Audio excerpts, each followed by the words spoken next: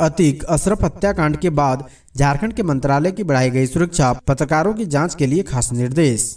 उत्तर प्रदेश के प्रयागराज में 15 अप्रैल की रात कालीन अस्पताल में मेडिकल जांच के लिए ले जाते समय अतीक अहमद व उनके भाई अशरफ की हत्या के बाद झारखंड मंत्रालय में भी अलर्ट है। मंत्रालय की सुरक्षा में तैनात सुरक्षा बलों को यह निर्देश दिया गया है कि कोई भी संदिग्ध चेहरा दिखे तो उसका विधिवत सत्यापन करें। यह निर्देश खासकर पत्रकारों के लिए है, क्योंकि झारखंड मंत्रालय में यूट्यूबर, वेब पोर्टल से लेकर विभिन्न मीडिया संस्थानों के पत्रकारों का आना जाना लगा रहता है। सुरक्षा बलों को निर्देश है, ऐसे पत्रकारों का पहचान पत्र देखने और सत्यापन के बाद ही मंत्रालय परिसर में जाने दें।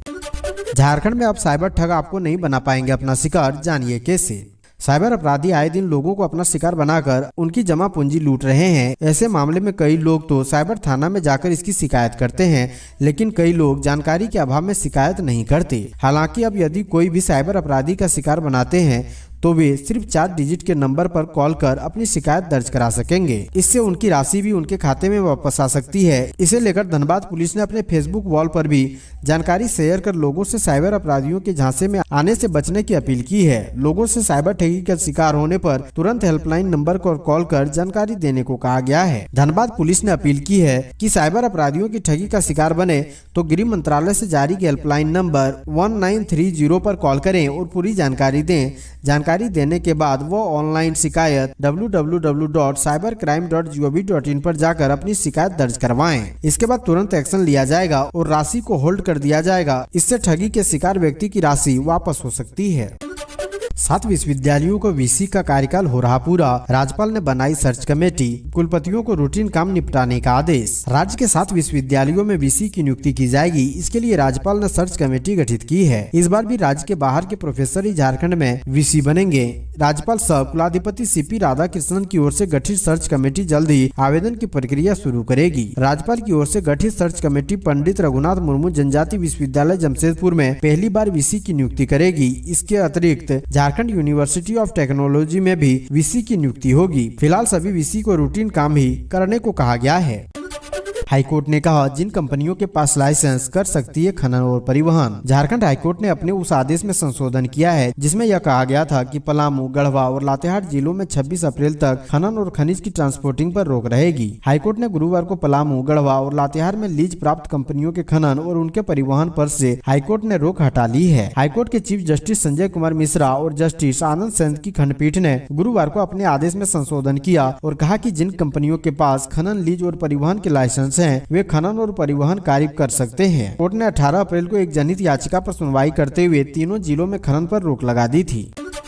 20 और 21 अप्रैल का बिहार झारखंड बंद, माओवादियों ने मारे गए साथियों के विरोध में किया बंद का ऐलान, मुठभेड़ को बताया फर्जी। झारखंड माओवादी संगठन ने 20 और 21 अप्रैल को झारखंड और बिहार बंद का ऐलान किया है। माओवादियों ने प्रेस रिलीज जारी कर बंद का ऐलान किया। भाकपा माओवादी प्रकाश प्रतीक की तरफ से जारी रिलीज में कहा गया है कि 3 अप्रैल को पलामू चतरा बॉर्डर पर मुठभेड़ के विरोध में यह बंद बुलाया गया है। माओवादियों ने कहा कि उनके मारे जाने से हम कमजोर हुए हैं। माओवादियों की तरफ से जारी की गई प्रेस रिलीज में आगे कहा गया है कि माओवादियों का सफाया करने के उद्देश्य से भारी संख्या में सुरक्षा बलों को तैनात किया गया है। कई ग्रामीण इलाकों को पुलिस छावनी में बदल दिया गया है। ग्रामीणों पर अत्याचार किया जा रहा है। माओवादियों ने पुलिस की मुठभेड़ पर सवाल खड़ा करते हुए कहा कि पुलिस ने मुठभेड़ के बाद दावा किया कि माओवादियों के पास अत्याधुनिक हथियार थे। फिर यह कैसे संभव है कि इस मुठभेड़ में किसी पुलिस वाले को खरोच तक नहीं आई।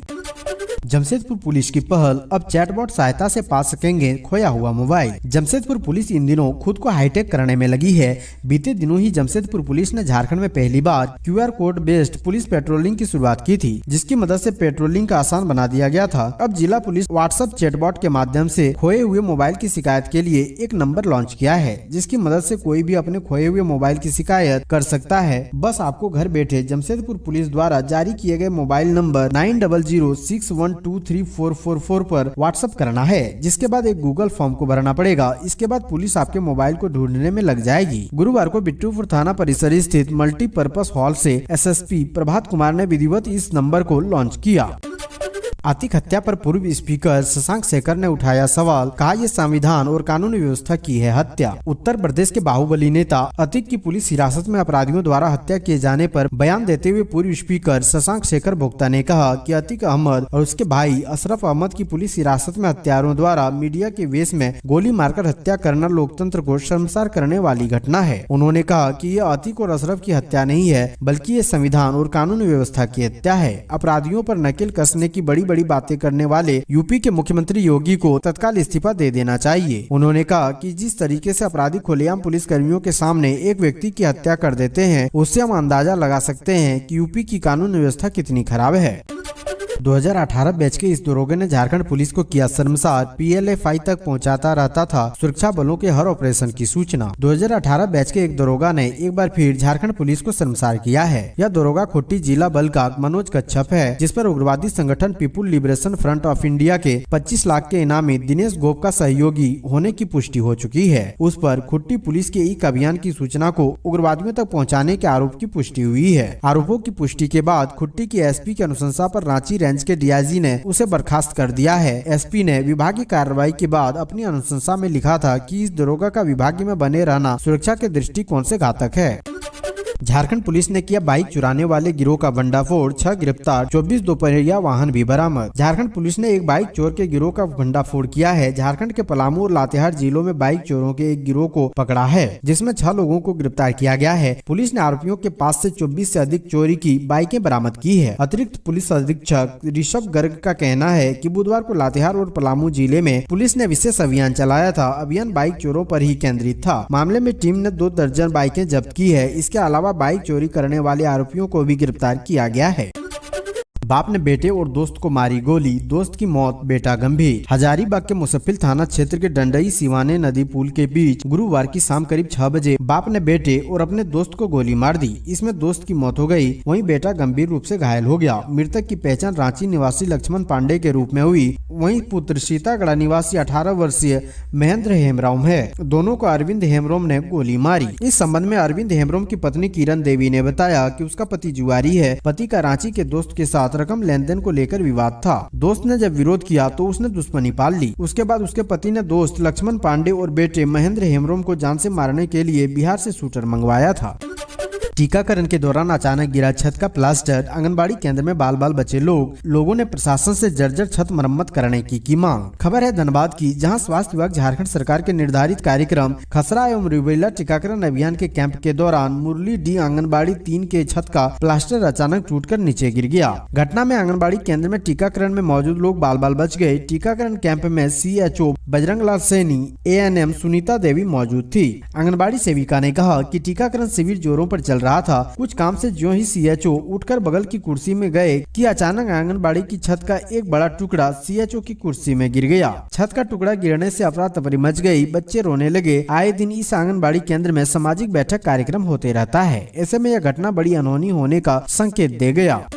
धनबाद में 150 से ज्यादा लोगों को फूड पॉइजनिंग, चाट गुपचुप खाकर बिगड़ी तबीयत, 2 दर्जन की हालत नाजुक। बलियापुर के चुरुकटाण में भोक्ता मेले में चाट और गुपचुप खाने से 150 लोग फूड पॉइजनिंग के शिकार हो गए। घटना बुधवार की शाम की है। मेडिकल कॉलेज अस्पताल में करीब 100 लोग भर्ती हो गए हैं। वहीं 50 लोगों का इलाज अलग अलग निजी अस्पतालों में चल रहा है। 2 दर्जन से अधिक लोगों की स्थिति गंभीर है, जिसमें काफी बच्चे हैं। फूड पॉइजनिंग के सही कारणों का पता नहीं चल पाया है। ज्यादातर लोगों ने मेले में चाट और गुपचुप खाए थे।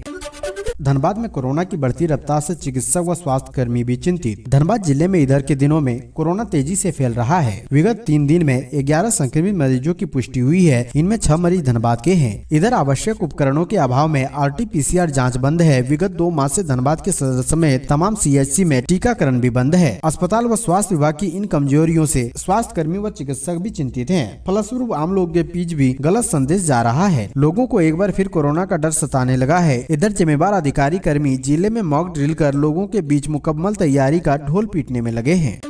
रिम्स में हड़ताल के दौरान 28 मरीजों की हुई थी मौत। हाईकोर्ट ने जांच समिति गठित करने का दिया निर्देश। जून 2018 में रिम्स के जूनियर डॉक्टरों और नर्सों की हड़ताल में 28 लोगों की मौत हो गई थी।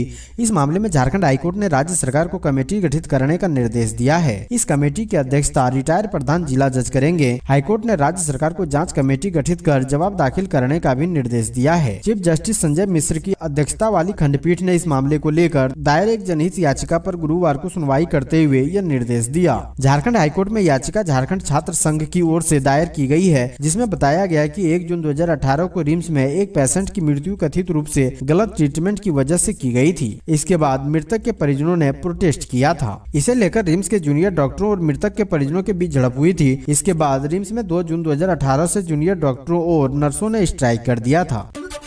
मिट्टी की ढुलाई में लगे एक ट्रैक्टर के पलटने से चालक की मौत का मामला तूल पकड़ चुका है। चालक के परिजनों का आरोप है कि ट्रैक्टर मालिक मामला को दबाने लगे हुए हैं। हादसे के बाद चालक का इलाज नहीं करवाकर भागलपुर ले जाने के नाम पर घंटों शव को घुमाते रहे। इसके पीछे ट्रैक्टर मालिक की मानसा मामला को दबाना था। घटना मुसफ्फिल थाना अंतर्गत ग्राम तेलडीहा की है। बता दें कि 19 अप्रैल की दोपहर सरकारी योजना के तहत ठेकेदार ने पोखर की खुदाई के काम में ट्रैक्टर को लगाया था। मिट्टी की ढुलाई करते समय ट्रैक्टर पलटने से चालक नीचे दब गया। चालक का नाम नुनबट्टा बरन टोला गांव निवासी नीतू मोतो है। हॉस्पिटल में 10 लाख रुपए की लूट। झारखंड में बोलेरो से आए अपराधी और करने लगे फायरिंग। झारखंड के जमशेदपुर के सरायकेला कांडरा रेलवे पर अपराधियों ने एक लूटपाट की घटना को अंजाम दिया है। गुरुवार की शाम करीब 6 बजे बदमाशों ने हाईवे पर मौजूद एक निर्माणाधीन अस्पताल से 10 लाख रुपए लूट लिए। मिली जानकारी के अनुसार यह बदमाश एक बोलेरो से निर्माणाधीन अस्पताल में पहुंचे थे। वहां बदमाशों ने 10 लाख रुपए की लूट की। यह पैसे मजदूरों को भुगतान करने के लिए रखे गए थे। यह निर्माणाधीन अस्पताल जिला मुख्यालय से करीब 4 किलोमीटर की दूरी पर है। बोलेरो से आए बदमाशों ने 10 लाख रुपए की लूट के बाद फायरिंग भी किया। बदमाशों ने हॉस्पिटल के मैनेजर से रुपए लूटे। वहीं पैसे लूटने के बाद सभी अपराधी फायरिंग करते हुए बोलेरो गाड़ी में सवार हो गए और वहां से फरार हो गए। झारखंड के 7 विश्वविद्यालय में होगी कुलपति की नियुक्ति। देश भर से मांगा जाएगा आवेदन। राज्यपाल ने सर्च कमेटी का किया गठन। राज्यपाल सह कुलाधिपति सीपी राधाकृष्णन ने राज्य के 7 विश्वविद्यालय में कुलपति की नियुक्ति के लिए सर्च कमेटी का गठन कर लिया है। सर्च कमेटी के अध्यक्ष झारखंड हाईकोर्ट के न्यायाधीश रंजन मुखोपाध्याय को बनाया गया है। कमेटी में राज्य सरकार के प्रतिनिधि, यूजीसी से मनोनीत सदस्य तथा शिक्षाविद को सदस्य के रूप में रखा गया है। राज्यपाल के ओएसडी कमेटी के सदस्य सचिव होंगे। सर्च कमेटी द्वारा कुल 7 में से 5 विश्वविद्यालय कुलपति की नियुक्ति के लिए देश भर के योग्य उम्मीदवारों से आवेदन आमंत्रित किए जाएंगे। देवघर के 3 गांव में अगलगी से लाखों की संपत्ति जलकर राख। फायर ब्रिगेड से पाया आग पर काबू। झारखंड के देवघर जिले के मनपुर थाना क्षेत्र के अलग अलग 3 गांवों अराजी, ढाबी, कटवन व दहीजोर में आग लगने से लाखों रुपए की संपत्ति जलकर राख होने का मामला प्रकाश में आया है। तीनों गांवों में फायर ब्रिगेड पहुंचने पर आग पर काबू पाया गया। इस संबंध में पीड़ित अराजी ढाबी गाँव निवासी बनारसी दास ने बताया कि घर के सामने 11,000 वोल्ट का बिजली तार गुजरा है। शॉर्ट सर्किट होने से चिंगारी निकली और घर के पास रखे पुआल में गिरने से आग लग गई। इस घटना में घर के ग्वाल समेत टोटो और ठेला एवं अन्य घरेलू सामान जलकर राख हो गए। इसकी कीमत करीब 2 लाख रुपए से अधिक है। रांची के अरगोड़ा में बनेगा फ्लाईओवर। सर्वे का काम पूरा, ये है पूरी योजना। अरगोड़ा चौक के पास फ्लाईओवर का निर्माण किया जाएगा। इसके लिए पथ निर्माण विभाग ने योजना तैयार करने को कहा है।